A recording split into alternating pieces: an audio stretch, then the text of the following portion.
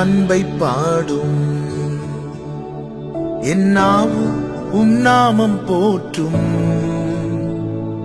என் இதயம் உம்மில் மகிழும். எனக்கென்றும் நீர் போதும். இயேசு கிறிஸ்துவின் இனிய நாமத்தில் உங்களுக்கு என் அன்பின் வாழ்த்துக்கள். கர்த்தர் நல்லவர். இந்த நாளை கிருபையாய் காண செய்த தேவனுக்கு ஸ்தோத்திரம் உண்டாவதாக. அப்போஸ்தலர் நடபடிகள் 10வது அதிகாரம் 13-14 வசனங்கள். அல்லாமலும் பேதுருவே, எழுந்திரு, அடித்து புசி என்று அவனுக்கு சொல்லும் ஒரு சத்தம் உண்டாயிற்று. அதற்கு பேதுரு, அப்படி அல்ல ஆண்டவரே, தீட்டும் அசுத்தமுமாயிருக்கிற யாதொன்றையும் நான் ஒரு காலம் புசிக்கிறதில்லை என்றார். கர்த்தருடைய பரிசுத்த நாமம் மகிமைப்படுவதாக. அப்போஸ்தலனாகிய பேதுரு ஒரு விசை மிகவும் பசியா இருந்தான். அப்பொழுது அவன் தங்கியிருந்த வீட்டிலே ஆகாரம் ஆயத்தமாக்கி கொண்டிருக்கும் போது அவனுக்கு கர்த்தர் ஒரு தரிசனத்தை கொடுக்கிறார். அந்த தரிசனம் என்னவென்றால், வானம் திறந்திருக்கிறதும் ஒரு துப்பட்டி மேலிருந்து கீழே இறங்கி வருகிறதும் அதிலே சகலவிதமான ஜீவன்கள், ஓரும் பிராணிகள், ஆகாயத்து பறவைகள் இருக்கிறது. இப்பொழுது ஆண்டவர் சொல்லுகிறார், பேதுருவே, எழுந்து இதை அடித்து புசி என்று. அதற்கு பேதுருவின் பதில் என்ன தெரியுமா? இல்ல ஆண்டவரே, நான் இதை தொடமாட்டேன், தீட்டு அசுத்தமாயிருக்கிறதை தொடமாட்டேன் என்கிறான். உடனே கர்த்தர் அவனை பார்த்து சொல்லுகிற வார்த்தை 15வது வசனம், தேவன் சுத்தமாக்கினவைகளை நீ தீட்டாக எண்ணாதே என்று அவருக்கு 2ஆம் தரமும் சத்தம் உண்டாயிற்று என்று சொல்லப்பட்டிருக்கிறது. இங்கே ஒரு காரியம் தெளிவாய் தெரிகிறது. பேதுருவுக்கு ஒரு தேவை இருக்கிறது. பேதுருவுக்கு இப்பொழுது ஆகாரம் வேணும். கர்த்தர் கொடுக்கிறார், ஆனால் பேதுரு அதை எடுக்கவில்லை. பல நேரத்துல தேவன் தரவில்லை என்றுதான் நாம் வருத்தப்படுகிறோமே தவிர ஒரு காரியத்தை நாம் உணர்கிறதில்லை. என்ன தெரியுமா? பல நேரத்துல அவர் தருகிறார், ஆனால் நாம் கை நீட்டி எடுக்க மறுக்கிறோம். ஏன் கை நீட்டி எடுக்க மறுக்கிறோம்? அநேக காரியங்கள் நம்முடைய உள்ளம் விரும்புகிறதில்லை. நாம் ஒன்றை எதிர்பார்த்திருப்போம், நாம் ஒரு காரியத்தை விரும்பி இருப்போம். கர்த்தர் இன்னொன்றை நமக்கு தரும்படி கரம் நீட்டும் போது நாம் அதை வாங்குகிறதில்லை. நாம் பசியா இருக்கிறதுக்கு காரணம் அவர் தராததினால் அல்ல, நாம் கை நீட்டி வாங்காததினால. ஒன்றை நன்றாய் புரிந்து கொள்ளுங்கள்.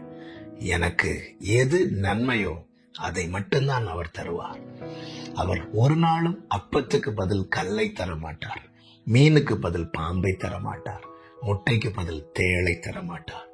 என் தகப்பன் கை நீட்டி தருவது எதுவா இருந்தாலும் அது கண்டிப்பா எனக்கான அப்பமாய்தான் இருக்கும்.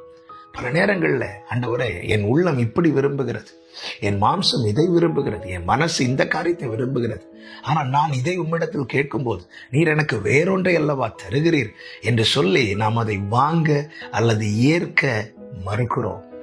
ஆமே, நம்முடைய இருதயம் விசாலமாக்கப்பட வேண்டியது மிக அவசியமாயிருக்கிறது. இங்கே பேதுருவை பொறுத்த வரைக்கும் அவன் யூதன். அவனுடைய நிலைமை என்ன அப்படின்னா, மற்றவர்கள் எல்லாம் புறஜாதிகள், அவர்களோடு எவ்வளவு வேணும் கலவக்கூடாது. இந்த மனநிலைமையில தான் இருக்கிறான்.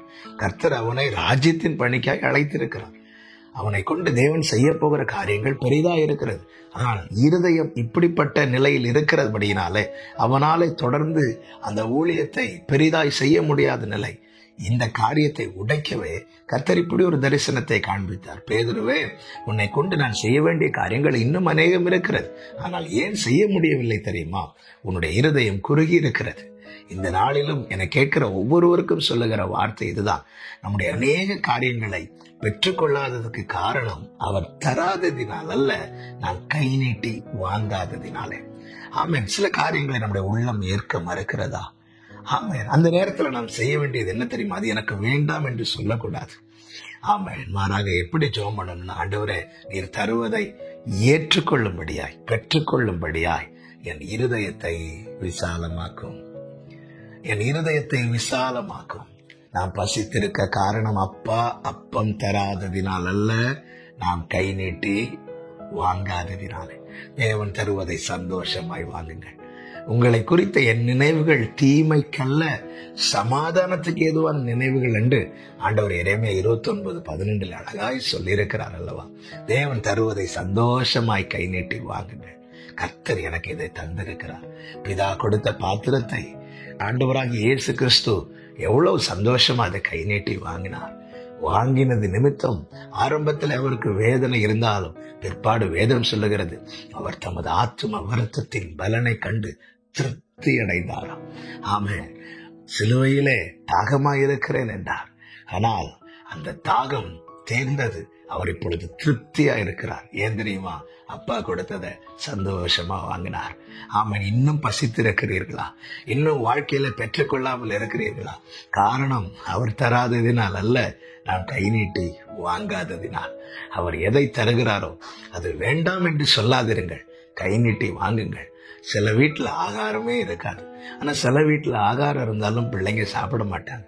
ஏன் சாப்பிட மாட்டாங்கன்னா அவங்களுக்கு பிடிச்ச ஆகாரம் வச்சிருக்க மாட்டாங்க. அதனால வீம்புல சாப்பிட மாட்டேன்னு சொல்லி இருப்பாங்க. ஆண்டவர்கிட்ட ஒரு நாள் அப்படி இருக்கக்கூடாது. அவர் எது தாராரோ அதுதான் பெஸ்ட். ஆமே, சிந்தித்து பார்ப்போம். நாம் பசியா இருக்கிறது அவர் தராததினாலயா, நாம் வாங்காததினாலயா? ஆமே, கர்த்தர் தருவார். அவர் நல்ல தகப்பன். ஏற்ற சமயத்துல சகாயம் செய்கிறவர். அவர் தரதை சந்தோஷமா கை நீட்டி வாங்குங்க. உங்க வாழ்க்கையில நீங்க திருப்தியா இருப்பீங்க. கர்த்தர் உங்களை ஆசீர்வதிப்பாராக. நல்ல தகப்பனே, நன்றி செலுத்துகிறோம். இரக்கமுள்ள தேவனே, உமக்கு கோடி ஸ்தோத்திரம். ஆண்டவரே, எங்கள் குறைக்கு காரணம் நீர் அல்ல, நாங்கள் அப்பா. ஆண்டவரே, நீர் தருவதை நாங்கள் சந்தோஷமாய் வாங்குகிற அந்த மனநிலை எங்களுக்கு தருவீராக. நீர் தருவதில் திருப்தி அடைய கர்த்தர் கிருபை செய்யும். இயேசு கிறிஸ்துவின் நாமத்தில் பிதாவே, ஆமென்.